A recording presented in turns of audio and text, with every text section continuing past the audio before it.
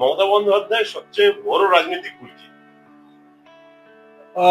বড় রাজনৈতিক ভুল যা যা মানে পুরোটাই রাজনৈতিক ভুল। মানে একজন 2021-এ 11-তে উনি যে মানে ইয়েটা দিয়েছিলেন, ওনার যে নির্বাচনী ইস্তাহার, সেটাই একটা ভুল। সেখানে উনি বলছেন যে আমি জমি দেবো না, আমি এসিজেড দেবো না। মানে পুরো উদ্দেশ্যটাই there will be no growth. যা যা রিসোর্স আছে লোকের থেকে ধার নাও, ধার নিয়ে বিলিয়ে দাও, আরো ধার বাড়াও, মানে ধার করে ঘি খাও আর কি। মানে আপনি যদি এক কথায় বলেন, ওনার উদ্দেশ্য ধার করে ঘি খাও, পপুলারিটি অর্জন করো, টিকে থাকো, দ্যাটস অল। এবং এই পুরো ফিলোসফিটাই ভুল আর কি। এবং রাজনৈতিক হ্যাঁ, এটা রাজনৈতিক ভুল। মানে এবং বাকিটা অত্যাচার করো, পুরোটাই ভুল। শুভেন্দু অধিকারী সবচেয়ে বড় শক্তি। আপনি যদি বলেন যে বিরোধী নেতা হিসাবে, তাহলে মানে কন্টিনিউয়াসলি উনি লড়াই করেছেন প্রতিদিন, এখানে ওখানে, প্রতিটি গ্রামে, ছোট ছোট ইয়েতে গেছেন, মানে প্রচন্ড পরিশ্রম করার ক্ষমতা। আপনি যদি বলেন মুখ্যমন্ত্রী হিসাবে, তাহলে ডিসিশন নেওয়ার ক্ষমতা, ভীষণ ফাস্ট ডিসিশন মেকার। উনি যখন মন্ত্রী ছিলেন এর আগে 10 বছর, তখনও খুব তাড়াতাড়ি উনি সিদ্ধান্ত জানাতে পারতেন যে কোনো ক্রিটিক্যাল প্রবলেমের। তো ওনার মুখ্যমন্ত্রী হিসাবে যদি বলেন, ডিসিশন মেকার। পরিবর্তন না স্থিতিশীলতা? পরিবর্তন তো দরকার ছিল, এবং বেঙ্গলে পরিবর্তনটা হতো না। দেখুন, কর্ণাটকে 30 বছরে বোধহয় 30টা সরকার এসেছে, তারা উন্নতি করেছে। আমাদের গত 30 বছরে তিনজন মাত্র, বা 50 বছরে তিনজন চিফ মিনিস্টার ছিল, আমরা উন্নতি করিনি।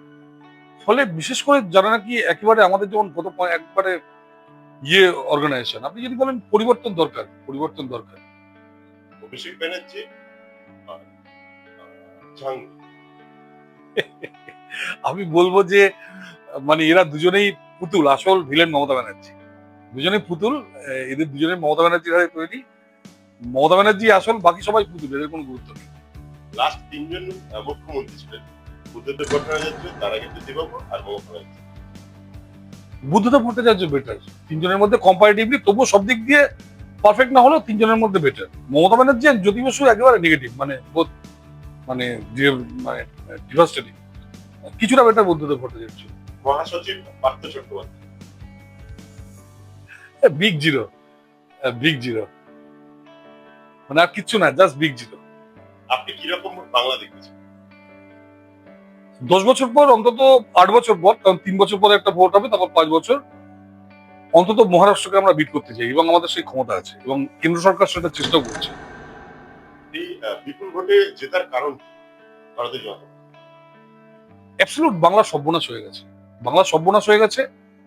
আমরা বাঙালিদের কাছে যেটা তুলে ধরেছি, আমাদের বিরোধী নেতা, আমাদের অন্যান্য নেতারা, দলের সভাপতি, বাকি সবাই যারা তখন ছিলেন, এখন যারা আছেন আমাদের নেতৃস্থানীয়, তারা মানুষের কাছে গেছেন।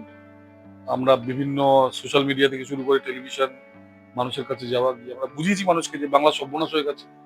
বাঙালিরা সেটা বুঝেছে, বাঙালিরা চারিদিক থেকে, বাইরে থেকে এসছে, বাঙালিরা এখানে যারা ছিল তারাও রিয়েলাইজ করেছে, 92% ভোট পড়েছে। ভারতীয় জনতা পার্টি আরএসএস এর পক্ষে ছিল বা সাপোর্ট পেয়েছে ইলেকশন।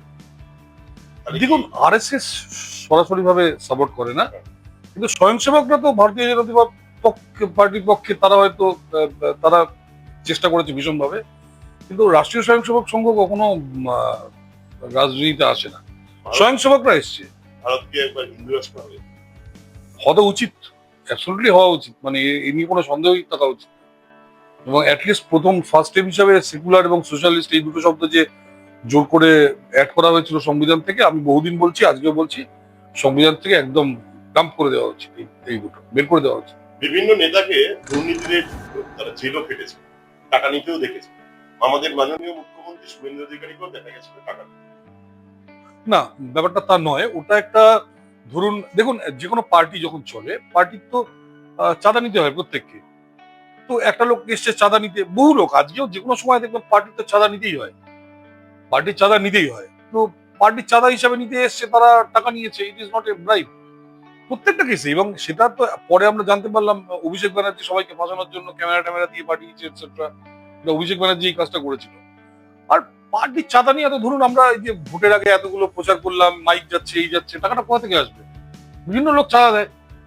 আর চাঁদা না দেওয়ার দ্বিতীয় রাস্তা কি, রাস্তায় বিল নিয়ে যেমন এরা দাঁড়িয়ে তোলা তোলে, তোলার টাকা থেকে তো ইন্ডাস্ট্রিয়ালিস্টদের থেকে চাঁদা নেওয়াটা ঠিক। এবং আমরা আরো বেটার একটা সিস্টেম বানিয়েছিলাম, যেটা হলো ওই পলিটিক্যাল বন্ড। যেটা নাকি মানে খুব দুর্ভাগ্যজনক ভাবে মানে সুপ্রিম কোর্টের প্রধান বিচারপতি চন্দ্রচূড় করে দিলেন। ওটা সবচেয়ে ভালো সিস্টেম ছিল, এতে বিরোধীরাও সেফ থাকতো, সরকারও সেফ থাকতো। কিন্তু আনফর্চুনেটলি এটা করলো না, যার ফলে আবার সেই ক্যাশ সিস্টেম চলে এলো। কোথাও না কোথাও থেকে তো একটা রাজনৈতিক দলকে তো টাকা নিতে হবে, তারা তো চাকরি করে না বা ব্যবসা করে না। আপনারা দেখছিলেন ট্রাভো পডকাস্ট, জীবনের গল্প যা আপনাদের ভাবাবে। আমরা এতক্ষণ যে ছোট ছোট প্রশ্নগুলো করছিলাম এবং পাচ্ছিলাম, কারণ আপনাদের মনে এই প্রশ্নগুলো আসে যার উত্তর আপনারা পান না। আজকে সুদীপ্ত বাবুর সঙ্গে সেই প্রশ্নগুলো রেখেছিলাম এবং সুন্দরভাবে খুব ছোটভাবে উত্তরগুলো দিয়েছেন। এরপরে আমরা আসছি নতুন আরেকটি অধ্যায়, যেখানে আরো কিছু প্রশ্ন যেগুলোকে মানুষকে ভাবাচ্ছে।